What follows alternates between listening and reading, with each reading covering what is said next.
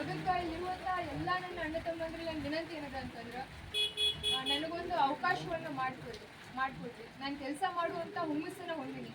ಈಗ just sir ಹೇಳಕತ್ತಿದ್ರು ನಿಮ್ಮ ಒಂದು ಮುಳುಗಡೆ ಸಮಸ್ಯೆ ಬಗ್ಗೆ, UKPA ಸಮಸ್ಯೆ ಬಗ್ಗೆ. ಆ UKPA ಸಮಸ್ಯೆ ಬಗ್ಗೆನೂ ಕೂಡ ನಾನು ಪ್ರಾಮಾಣಿಕ ಪ್ರಯತ್ನ ಇರ್ತೀನಿ ನಿಮ್ಮ ಎಲ್ಲ ಸಮಸ್ಯೆಗಳನ್ನು ಎತ್ತಿಡೋದಕ್ಕೆ.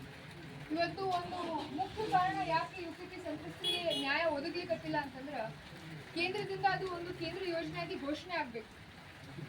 ಆ ನೋಟಿಫಿಕೇಶನ್ ಆಗ್ತಾ ಇಲ್ಲ. ಕೆಳಗೂ BJP ಸರ್ಕಾರ ಇತ್ತು, ಮೇಲೂ BJP ಸರ್ಕಾರ ಇತ್ತು. ಆ ಒಂದು ಅವಧಿಯಲ್ಲಿನೂ ಕೂಡ ಆ ನೋಟಿಫಿಕೇಶನ್ ಆಗಲಿಲ್ಲ.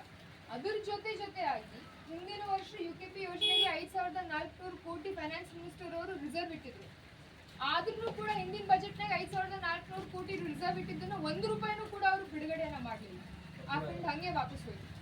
ಸೊ ಅದಕ್ಕಾಗಿ ಇಲ್ಲಿರುವಂತಹ ಎಲ್ಲ ನನ್ನ ಅಣ್ಣ ತಮ್ಮಂದಿರ ವಿನಂತಿ ಏನದ ಅಂತಂದ್ರೆ ಅದ್ರ ಬಗ್ಗೆ ಹೋರಾಟ ಮಾಡುವಂತಹ ಎಲ್ಲ ಪ್ರಾಮಾಣಿಕ ಪ್ರಯತ್ನವನ್ನು ನಾನು ಮಾಡ್ತೀನಿ. ಇಲ್ಲಿ ಮಲ್ಲವಣ್ಣ ಅವರದಾರ, ಸಂತೋಷ್ ಅಣ್ಣ ಅದಾರ, ಇನ್ನೂ ಈ ವಿಷಯದ ಬಗ್ಗೆ ಬಹಳ ಆಳವಾಗಿ ತಿಳ್ಕೊಂಡಿದ್ದವ್ರು ಅದಾರ. ಅವರೆಲ್ಲರ ಒಂದು ನೇತೃತ್ವದಲ್ಲಿ ನಾವೆಲ್ಲರೂ ಕೂಡಿ ಸಮಾಲೋಚನೆಯನ್ನ ಮಾಡಿ ದೆಹಲಿಯಲ್ಲಿ ನಿಮ್ಮ ಧ್ವನಿಯಾಗಿ ನಾನು ನಿಂತು ನನ್ನ ಕಡೆಯಿಂದ ಎಷ್ಟಾಗ್ತೈತಿ ಈ ವಿಷಯದ ಬಗ್ಗೆ ನಾನು ಪ್ರಯತ್ನವನ್ನ ಮಾಡ್ತೀನಿ ಅಂತ ನಾನು ಈ ವೇದಿಕೆ ಮೂಲಕ ಹೇಳಕ್ಕೆ ಇಷ್ಟಪಡ್ತೀನಿ. ಇಷ್ಟು ಹೇಳ್ತಾ ಜೊತೆಯಾಗಿ ನಿಮಗೆ ಬೇರೆ ಯಾವುದೇ ಸಮಸ್ಯೆಗಳಿದ್ರೂ ಕೂಡ ನನ್ನ ವತಿಯಿಂದ ಬರುವಂತಹ ಯಾವುದೇ ಯೋಜನೆಗಳಾಗಿರ್ಬೋದು, ಈಗ ಜಸ್ಟ್ ಅಣ್ಣವ್ರು ಹೇಳಿದ್ರು ನಾವು ಬೇರೆ ಕಡೆ ದುಡ್ಯಾಕೆ ಹೋಗ್ತೀವಿ, ನಮಗಿಲ್ಲಿ ಉದ್ಯೋಗ ಸೃಷ್ಟಿ ಮಾಡುವಂತಹ ಒಂದು ಇಂಡಸ್ಟ್ರಿ ಬೇಕು ಅಂತ.